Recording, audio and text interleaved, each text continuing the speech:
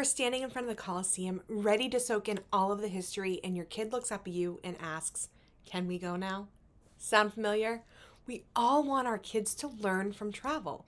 But let's be honest, the moment it feels like school, they check out. So how do we make history, culture, and science fun on the road?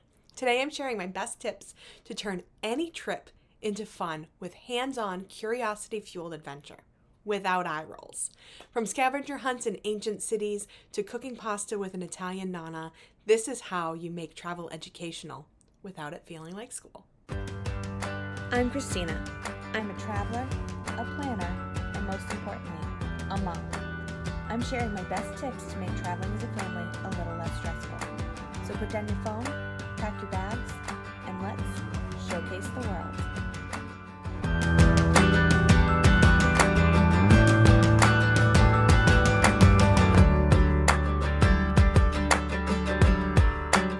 Hi, I'm Christina, and I'm the owner of Showcase the World Travel, a modern travel agency dedicated to helping families take a break from the busy. And one of our missions here is to help families plan unforgettable trips that go beyond the tourist checklist and bring a destination to life through hands-on experiences. One of my favorite things about travel is that it naturally teaches us, whether it's history from a crumbling castle, geography from an epic mountain range, or cultural lessons from a bustling local market. But here's the trick. Kids don't want to sit through a history lecture. They want to experience things. So today I'm sharing simple ways to make any trip educational, interactive, but more importantly, fun. Plus, a little later, I'll tell you about an exclusive resource with immersive experiences that'll take you this to the next level. But first, let's dive into the best ways to make travel a true learning adventure. The first one, turn sightseeing into a game. A guided tour might make them yawn, but give them a mission, suddenly they're hooked. It's all about making kids feel like explorers. So we have some great partners we work with, especially in Europe, that build scavenger hunts or escape games for really popular tourist attractions. So we can put that together in the guide. We could do a private guide who can curate all of that for you. And we have these already created experiences in places like the Louvre or the Tower of London. Or if you're going someplace where either I don't have a partner who offers that, we can help you curate a list of things to find, hidden statues, unique street signs, local snacks, and help you turn sightseeing into a competition. Places like Paris, you can even download guided scavenger hunts that take kids through the city searching for secret symbols. In London, I love the Escape the Tower. You can solve historical riddles in the tower, pulling into the illustrious history of that incredible monument. In Rome, they're the Da Vinci Code style mystery hunts through the city, or an escape game from the Castle San Angelo. The best part, they're learning without realizing it. Speaking of immersive experiences, I have something for you. We've put together a guide with exclusive behind-the-scenes activities in London. Think solving a Sherlock Holmes mystery or exploring a royal palace after hours. Even if you're not thinking of planning a trip to the Big Smoke, Paris gets the City of Lights, Rome gets the Eternal City, London gets the Big Smoke. Anyway, even if you're not planning a trip to London, these experiences will inspire you to think beyond the usual tourist spots. It will also show the types of experiences that we can curate for your family and other destinations as well. So stay tuned and I'll share how to get that at the end of the video. The next thing I want to share is finding a guide who tells stories, not just facts. Really bringing history to life, right? A good guide doesn't just list dates and names. They transport you back in time. It works because kids remember stories, not textbook facts. A great guide won't say, this is the Colosseum built in 70 AD. Instead, they'll say, imagine 50,000 people cheering as a gladiator faces off against a lion. Do you think they'd survive? Instant engagement. So it's even more important to pick the right guide when you're traveling with kids, because different kids have different interests, different kids have different energy levels. So we work with partners where we get to know the guides and we can always request a certain guide for you. not always available. They might be off that day, but we can always request a certain guide. I did a video here on what my daughter loves about guides. There's one in London that she just absolutely adores, and they are still pen pals. And we went to London when she was 4, so that's how engaging this tour guide was. She also talks about our tour guide in Cinque Terre, who brought her to go get gelato while some of us were shopping. So it really, really makes a difference. How do you find one? Well, you look for kid-friendly guides who specialize in families. Some bring props, letting kids try on knight's armor or ancient coins. So these are the kinds of experiences we book for our clients because we know that not all guides are created equal. The next thing is to make it hands-on. Let them do instead of just see.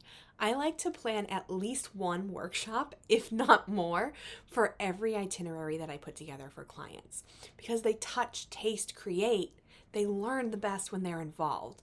So cooking classes, this is always a big favorite of everyone in my extended family. We do a big multi-generational extended family trip to Europe every couple of years, and the highlight is always the cooking class. You know, your child covered in flour, rolling fresh pasta alongside an Italian nonna, learning the art of handmade ravioli. Not only do they get to taste what they made, but they now have a memory tied to a skill. And you don't have to clean it up. Even better, they can get as messy as they want because you don't have to clean it up. In Spain, kids can create mosaics, like mosaic tiles like Gaudi. So arts and crafts workshops are another great way for them to get their hands dirty and learning by doing. In Japan, they can try ink calligraphy or forge miniature samurai swords. Hands-on workshops turn history and culture into something real.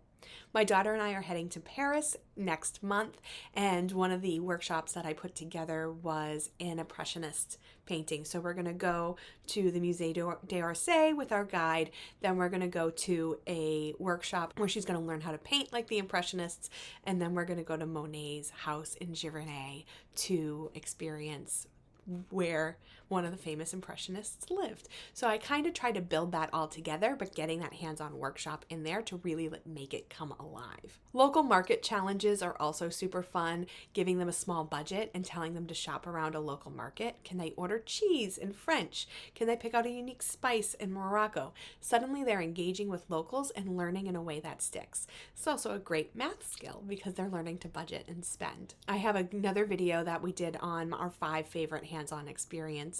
So you might want to check that one out after this as well. Another way that I love to do this is letting my daughter be the memory maker, encouraging curiosity and reflection. I love seeing what she thinks is important to document from the trip.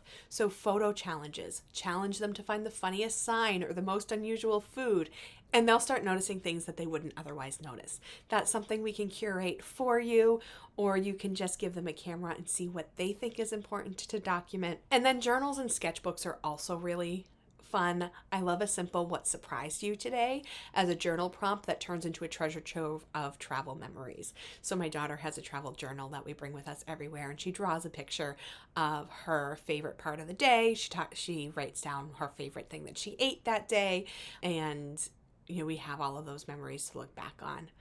Then there's creating a travel video. Let them film clips of your adventure and edit it into a mini travel movie. They'll be the ones reminding you of the trip years later. So it's also a great way to continue your investment after your trip, right? A lot of people think that travel, starts when you get on the plane and leaves and ends when you get back home. But here we believe that the reason that you travel, so whether that is for adventure, whether that is for family time, whether it's to create memories, there's ways to do that at home too. And that's something that we love to be a part of as well.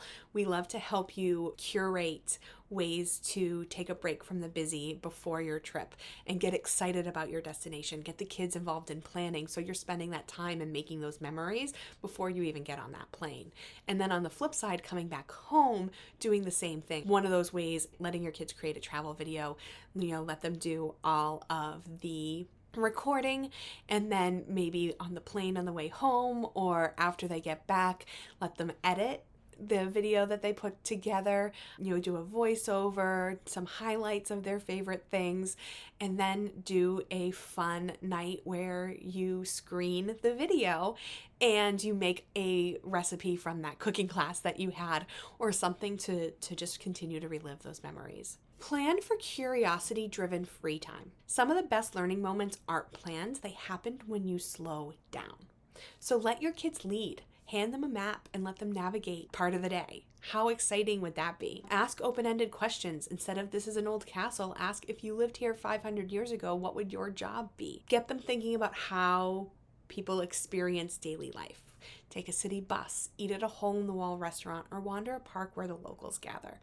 Really leaving that time for magic to happen and just see where the trip unfolds. That's one of the biggest ways that the way that I travel shifted once I started traveling with my daughter is, instead of trying to fit everything in, we try to have one highlight of the day, one planned experience, one tour, one workshop, and then we have the afternoon where we say, okay, well, I'd really love to get to Buckingham Palace. It didn't make the priorities list. We don't have a planned tour there. It's not on the itinerary, but if we're feeling great after this, well, that's a good time to put this in. Or, hey, if my daughter just sat through something that I could see her starting to glaze over, let's go find a playground. Let's go find a park for her to run around and let some energy out, or, head back to the hotel and play in the pool for a little bit.